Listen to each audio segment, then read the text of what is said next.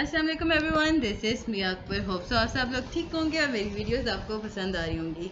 आज ही हम लोग EC 301 का लेक्चर नंबर 31 करने जा रहे हैं स्टार्ट। उम्मीद है कि आपको पिछले सारी चीज़ें समझ आ चुकी होंगी।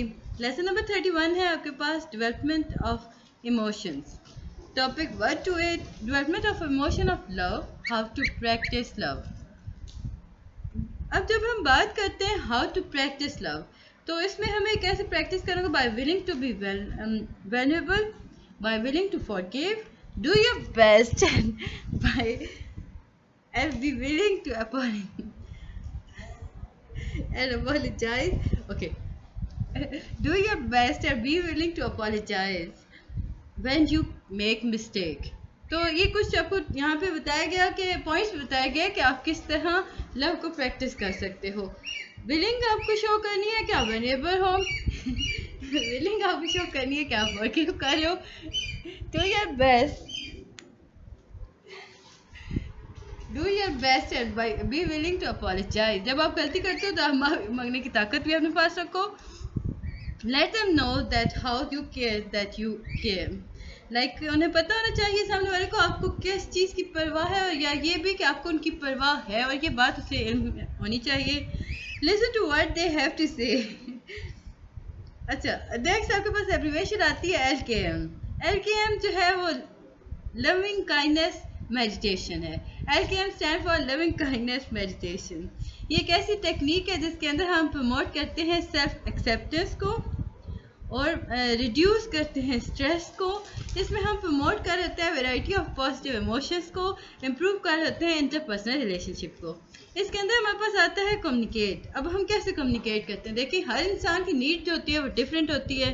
इसमें अगर हम बेस्ट वे देखें जिसके साथ आप इंश्योर कर रहे होते हो कि आपकी नीड क्या है, योर लव मतलब इसमें कहा गया क्या कि जो बच्चों से जब प्यार करते हो तो आप देखते हो कि बच्चों की क्या नीड है उस प्यार को लेकर। तो आपको क्या काम करना है कि आपने उस पर बात करनी है। Tackle conflict in a healthy way. Next point दिया गया था जिसमें आपको कहा गया था कि कभी भी बहस ना करें, लाइक अननेसेसरी बहस ना करें। हेल्दी रिलेशनशिप चाहिए तो आपको क्या करना होगा? आपको अवॉइड करना होगा इशू को, आप उसे डिस्कस ना करें, वो इशू जो प्रॉब्लम क्रिएट कर रहा है। टॉपिक नंबर 1 to 9 आपके पास आ जाता है। इसमें डेवलपमेंट ऑफ इमोशंस के अंदर ही देखेंगे तो हैप्पीनेस जो है उसे डिफाइन किया जाता है एक प्लेजेंट इमोशन स्टेट के तौर पे। ये करेक्टराइज की जाती है एक ऐसी फीलिंग जिसके अंदर कंटेंटमेंट होता है, जॉय होता है, ग्रेटिफिकेशन हो जाती है, सेटिस्फैक्शन हो जाती है, वेल बीइंग हो जाती है। अब क्या, बैठ जाओ, बैठो बैठो बैठो खामोशी से, ठीक है। Research on happiness has increase significantly. हमें 1960 के अंदर बताया गया था कि जो नंबर ऑफ डिसिप्लिन है जिसके अंदर ब्रांच ऑफ साइकोलॉजी आ गया, जिसमें अभी हमने पिछले लेक्चर में बात की थी पॉजिटिव साइकोलॉजी की। तो पॉजिटिव साइकोलॉजी में देखा गया तो इसमें काफ़ी ग्रोथ हुई, इसमें ज़्यादा इजाफा हुआ। इसमें हमारे पास ये, अब हम देखते हैं कि इमोशंस को एक्सप्रेस करने के तरीके, कॉमन तरीके क्या क्या हैं। इसमें फेशियल एक्सप्रेशन होता है स्माइलिंग, बॉडी लैंग्वेज होती है रिलैक्स, डांस होता है आपका, टोन जो होती है वो अनबीट होती है, प्लेजेंट वे ऑफ स्पीकिंग हो रहा होता है। देखें, यहाँ पे नेक्स्ट हमें बताया जाता है कि we think will create happiness tend to be heavy influenced by culture. कहा ये क्या कि देखिए, जब आप सोचते हो खुशी के बारे में, ये वो खुशी होती है जो कि इन्फ्लुएंस की जाती है कल्चर के थ्रू। लाइक अगर आप पॉप कल्चर की बात करते हो तो उसमें हम देखते हैं कि वो इन्फ्लुएंस कर रहा होता है, एम्फसाइज कर रहा होता है अटेनिंग, मतलब आप कह लो कि सर्टन थिंग को वो अटेन करा रहा होता है। अब वो चीज़ें क्या हैं? Buying a home, having a high paying job, जिसके नतीजे में आपको खुशी होती है। कहा यह क्या कि इसे और अगर मैं सिंपल करूँ तो मैं कहूँगी कि आप लोग की नीड अगर सेटिस्फाई हो गई खुशी तो आप खुश हो गए। नेक्स्ट आपके पास आता है वाई प्रैक्टिस इट। देखिए, खुशी को प्रैक्टिस क्यों करना चाहिए? जब हम बात करते हैं हैप्पीनेस की तो हमें पता चला जो हैप्पीनेस है वो गुड है हमारी हेल्थ के लिए। तो हैप्पी लोग जो होते हैं वो बहुत कम बीमार होते हैं, वो ज़्यादा ज़िंदगी गुजारते हैं। हैप्पीनेस जो होती है हमारे रिलेशनशिप के लिए भी बहुत अच्छी होती है।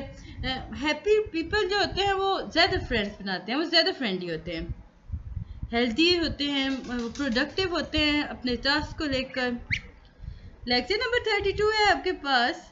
इसमें हम बात करते हैं रिलेशनशिप्स के अंदर। अब कैसे आप रिलेशनशिप को बिल्ड कर सकते हो। कोई सिर्फ 4-5 पॉइंट थे तो हम लिखते हैं गिव थैंक। देखिए, ऑप्टिमिज्म फील करें, ग्रेटर सेटिस्फैक्शन होनी चाहिए आपको अपनी लाइफ के साथ, प्रैक्टिस काइंडनेस।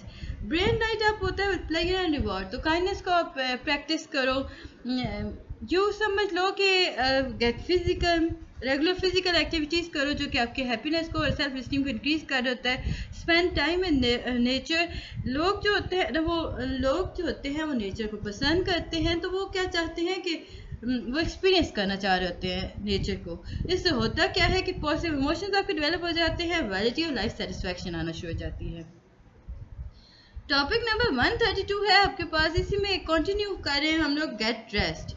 रिसर्च जिनमें पता चला था कि जो लोअर स्लीप होती है ना, वो उसमें बंदे को लोअर हैप्पीनेस होती है। आप खुद फील करो कि आप जितना टाइम सोते हो, अगर उससे कम सो लोगे तो क्या होगा, क्या बेजारी चिड़चिड़ापन सा आपके अंदर आ जाएगा।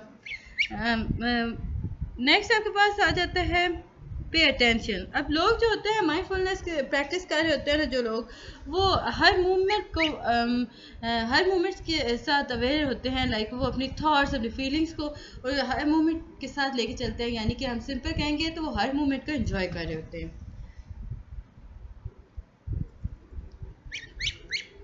नेक्स्ट आपके पास आता है एंगर। अभी हमने हैप्पीनेस की बात की थी, फिर जी आपके पास आ जाता है एंगर।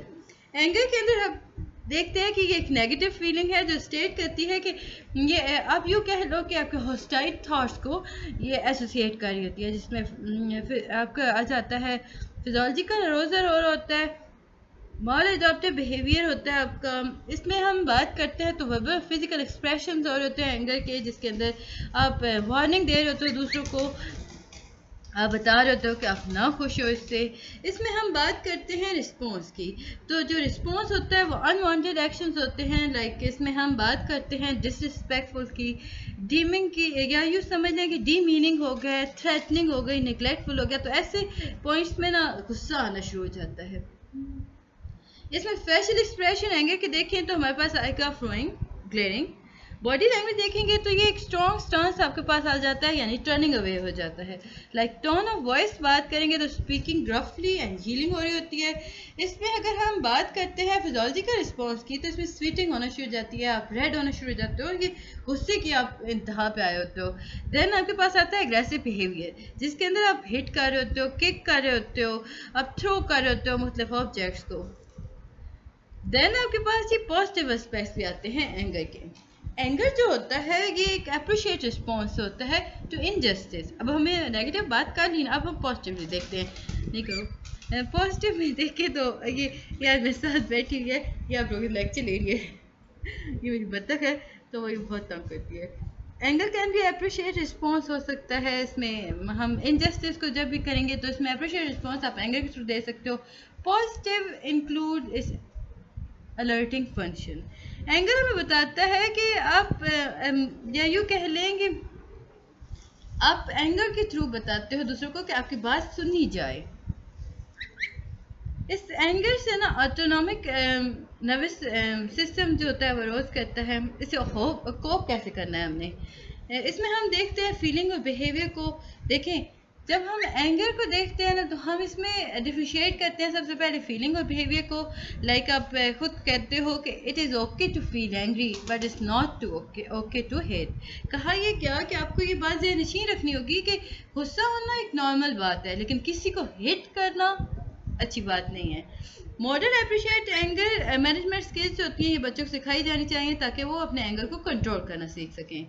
इस्टेब्लिशिंग एंगर, अब जब हम देखते हैं तो बहुत सारी फैमिलीज़ के अंदर मुख्तलिफ रूल्स होते हैं जो कि अनऑफिशियली फैमिली रूल कहलाते हैं, जिनके अंदर आपको बताया जाता है कि आपका कौन सा बिहेवियर एक्सेप्टेबल है आपकी लाइफ के अंदर और कौन सा है जो कि नहीं है, जिसके नतीजे में आपको गुस्से का सामना करना पड़ेगा। फिर आप उसे ऑफर करते हो कॉन्सिक्वेंसेस व्हेन नेसेसरी। जब आप गुस्सा हो रहे हो तो आप बताओगे कि वो इसके कॉन्सिक्वेंसेस भी होंगे अगर आप उन रूल्स को ब्रेक डाउन करोगे तो। इसके बाद ही हम टॉपिक 135 देखते हैं। हमारे पास आ जाता है फियर। फियर जो है नहीं करो ना, फियर जो है वो एक प्राइमरी इमोशन है जो कि एवोक करता है कॉन्क्रीट थ्रेट्स को। अब ये जो कॉन्क्रीट थ्रेड्स होते हैं ये पीपल एनवायरनमेंट के अंदर लेके चल रहे होते हैं। अब जो फीलिंग की हम बात करते हैं तो इसमें हम देखते हैं कि जो चाइल्ड है वो इनकाउंटर करता है या सोचता है किसी भी चीज़ किसी भी इंसान के बारे में जो कि उसे हार्म पहुंचा रहा है, तो वो क्या करेगा, वो अवॉइड करेगा, उससे दूर भागेगा, उसे देखेगा, उसे लगेगा कि ये तो थ्रेट है, उससे दूर हो जाएगा, यानी वो डरना शुरू हो जाएगा। अब कुछ लोग होते हैं जो कि डरते हैं इलेक्ट्रिक शॉक से, इलेक्ट्रिकल अप्लायंस से। कुछ लोग होते हैं वो एक्सपेंसिव आर्ट वर्क को डैमेज होने से डर रहे होते हैं। अब बच्चों के पास फोबियाज भी होते हैं। अब आपके पास कुछ फोबियाज है। इलेक्ट्रोफोबिया, इलेक्ट्रोफोबिया जो है ये इसमें चिकन्स और आप कह सकते हो कि बच्चा जो होता है वो मुर्गियों से डर होता है, तो हम इसे कहते हैं कि इलेक्ट्रोफोबिया है, इलेक्ट्रोफोबिया। फिर आपके पास आता है गिलीफोबिया, जिसके अंदर आप लाफ्टर, फियर ऑफ लाफ्टर होता है। अब कुछ लोग होते हैं जो हंसते हैं और मुसलसल हंसते जाते हैं, तो ऐसा होता है तो अब लोग डरना शुरू जाते हैं कि भाई हम हंसे ना, हंसेंगे तो वो अनकंट्रोलेबल हो जाएगा, सो बच्चे डर जाते हैं नहीं हंसी से। फेशियल एक्सप्रेशन इसमें देखें तो such as widening the eyes, pulling back the chin. Body language देखें तो ये हाइड और फ्लूइड कर होता है थ्रेड से। इसमें अगर फिजियोलॉजिकल रिएक्शंस की बात की जाए तो रैपिड ब्रीदिंग स्टार्ट हो जाती है, हार्ट बीट तेज हो जाती है, आपको डर लग रहा होता है। और सबने एक्सपीरियंस किया होगा, जब भी आपको खौफ आता है आपकी दिल की धड़कनें बहुत तेज हो जाती हैं। लेसन नंबर 33 है आपके पास फियर और एंजाइटी। अब जो वर्ड है फियर और एंजाइटी ये इंटरचेंजेबली यूज होते हैं हमारी लाइफ के अंदर, हमारी लैंग्वेज के अंदर। इसके अंदर हम बात करते हैं अनसर्टेन इवेंट्स को डील करने के तरीके की तरफ, यानी कि फ्यूचर में जो आपके अनसर्टेन इवेंट्स होते हैं उन्हें डील कैसे करना है। इसमें पर्सन जो होता है वो एक्सपीरियंस कर रहा होता है state of readiness to deal with the threat. अब फियर जो है ये इवोक्ड होता है कॉन्क्रीट इमीडिएट और सडन थ्रेट्स को लेकर। आप इसमें कह सकते हो कि फास्ट अप्रोचिंग कार को देख के डर है। फिर वो चीज़ आपको हैंडल कर, मतलब आप कहते हो कि फियर को हमने अवोक किया कैसे, किसी चीज़ से भी आप जब खौफजदा हो जाते हो वो आपके सामने आएगी तो आपका फियर अवोक हो जाएगा। एंजाइटी जो होती है वो इवोक्ड होती है ना by uncertainty of potential unidentified threat. आप किसी चीज़ से खौफजदा होते हो। अभी कोरोना गुजरा तो आपको होगा कि बाहर से आए, हाथ नहीं धोए, तो आपको एंजाइटी एक फील होनी शुरू हो जाती है, मे बी मेरे साथ जर्म्स आ गए तो जिसकी वजह से मुझे ये बीमारी हो सकती है। ये जो शक शकूक वाली बात होती है ना, ये हम एंजाइटी में लेके आते हैं। फिर एक चीज़ होती है यानी सॉलिड चीज़ जिससे हम डर रहे होते हैं। इसके बाद ही हम बात करते हैं how to face your fear. Question आता है कि आप कैसे फियर को फेस करना है। बच्चे जो होते हैं ना किसी चीज़ से जब वो डर जाते हैं जो कि एक्चुअली डेंजरस नहीं होती, लाइक पब्लिक स्पीकिंग हो गया, तो इसमें मुख्तलिफ फेसिंग फियर को फेस कर रहे होते हैं, तो उसे एवोलेट करने के लिए आप मुख्तलिफ रिस्क को क्रिएट करते हो, मुख्तलिफ एक्शंस को प्लान करते हो, यानी कि आप थेरेपिस्ट पे पास जाते हो। सिंपल फेस योर फियर के अंदर आप क्या करते हो, अपने बच्चे को आप काम करते हो, देन आप उसे थेरेपिस्ट के पास लेके जाते हो ताकि वो उसे अवॉइड कर सके उस फियर से। इसके बाद जी हम देखते हैं आपके पास आता है क्रिएट एन एक्शन प्लान। इसमें पहली थेरेपी आपके पास आती है एक्सपायर थेरेपी। इसमें क्या होता है कि बच्चे को कहा जाता है कि वो मिरर के सामने खड़ा हो और 2 मिनट के लिए बात करें। आप उसकी बात को रिकॉर्ड करोगे और दोबारा से सुनोगे। फिर आप कहते हो कि practice the talk in front of other family members. अब थेरेपिस्ट क्या होता है, वो कहता है कि आप मिरर के सामने जाओ, बात करो। अब ये पहले तो उसने खुद रिकॉर्ड किया ना, सेकंड स्टेप में क्या कहता है कि वो कहता है कि आप अपनी आवाज़ को, अपनी बात को रिकॉर्ड करो, बार बार सुनो।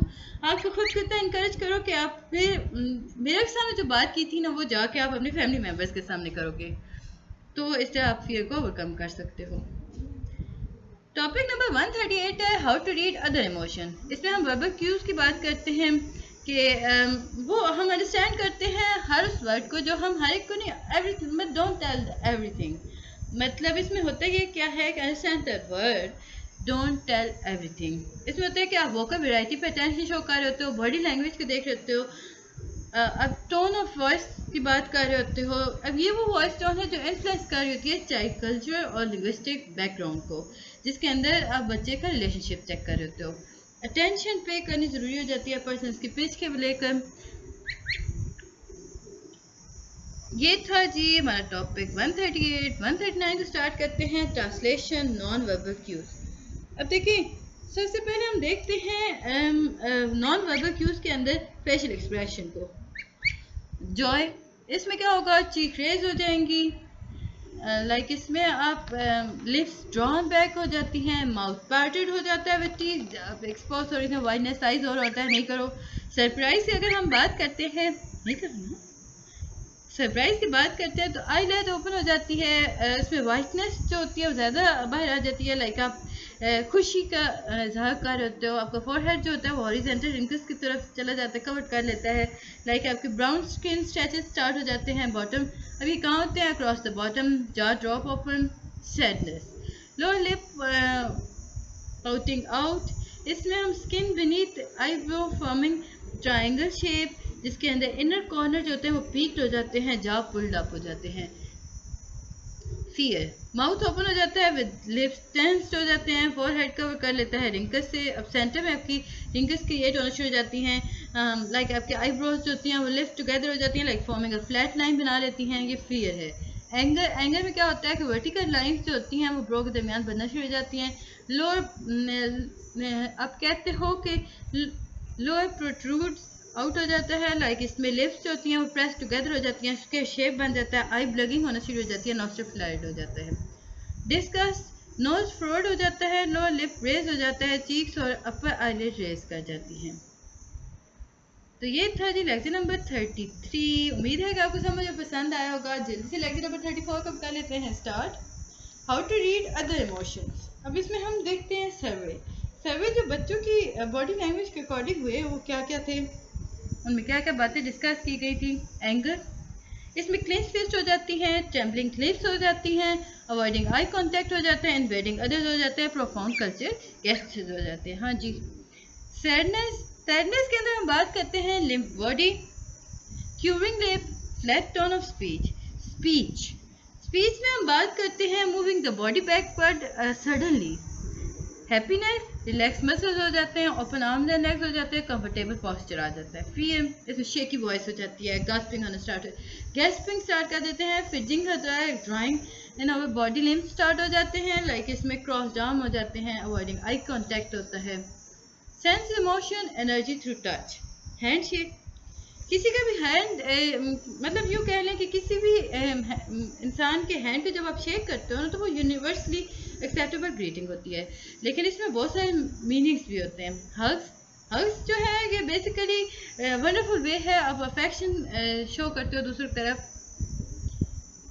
परसेप्शंस को देखिए तो फॉरगॉट प्री कंसीव नोशंस और होते हैं दूसरों को लेकर, इसमें आप इम्प्रूव लर्निंग स्किल्स कर रहे होते हो, अटेंड चिल्ड्रन मतलब अटेंड कर रहे होते हो बच्चों को, उसको पैराफ्रेज कर रहे होते हो, लाइक उनमें क्लैरिफाई कर रहे होते हो, अब लिसन टू योर गट।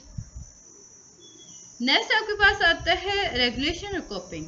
अब कैसे होगा ये, 0 to 12 मंथ की इन्फेंसी के बारे में बात हो रही है, सेल्फ सूदिंग होती है, मॉड्यूलेटरी एक्टिविटी हो रही होती है, रेगुलेशन ऑफ अटेंशन हो रही होती हैं, इसमें हम बात करते हैं कोऑर्डिनेट एक्शंस की। टोटलर हुड के अंदर देखते हैं तो ये 12 मंथ की 1 to 2 मंथ की तरफ जाता है, यानी 2.5 ईयर, आई थिंक ये 12 लिखा हुआ है।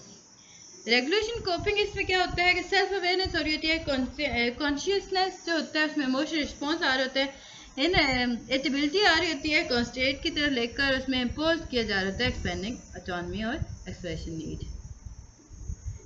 इसके बाद ही हम बात करते हैं अर्ली एलिमेंट्री स्कूल की, जो 5 to 7 ईयर होता है। इसमें हम देखते हैं सेल्फ कॉन्शियस इमोशन डेवलप हो जाते हैं, इसमें हम स्पोर्ट्स होता है केयर गिवर्स लेना शुरू कर देते हैं। मिडिल चाइल्डहुड जो होता है वो 7 to 10 ईयर होता है, जिसमें हम प्रॉब्लम सॉल्विंग स्टार्ट कर लेते हैं, यहाँ पे हम मुख्तलिफ डिफरेंट स्ट्रेटजीज यूज़ करना शुरू कर देते हैं, इसमें अप्रेजल जो होता है वो मिनिमम हो जाता है। एम्पैथी, ये एक ऐसी एबिलिटी है जिसके अंदर हम इमेजिन करते हैं कि कोई someone else is feeling in a particular situation, respond with care, यानी कि आप इसमें शो कर रहे होते हो कि आप जो इमेजिन कर रहे हो कि किस तरह कोई भी अपनी फीलिंग को डिस्कस करता है, पर्टिकुलर सिचुएशन के अकॉर्डिंग लेके चलता है और आप उसे कैसे रिस्पॉन्ड कर सकते हो विद केयर। कम्प्लेक्स स्किल है जी, इसमें हम एम्फसाइज करते हैं दूसरे को, लाइक उनके दूसरे के बच्चों का एम्फसाइज कर होते हैं, दूसरे की ज़िंदगी का एम्फसाइज कर होते हैं, इसमें हम समझ रहे होते हैं कि हर इंसान एक अपने खुद की ज़िंदगी रखता है, अपने एक्सपीरियंस रखता है, उसके अपने एक्सपीरियंस के बेस पे अपनी फीलिंग्स हैं, यानी कि हर इंसान अपनी राय रखता है। उम्मीद है कि आपको ये सारी चीज़ें समझ आई होंगी। मिलते हैं नेक्स्ट वीडियो में, तब तक के लिए अल्लाह हाफिज़। हाँ, बाय बाय।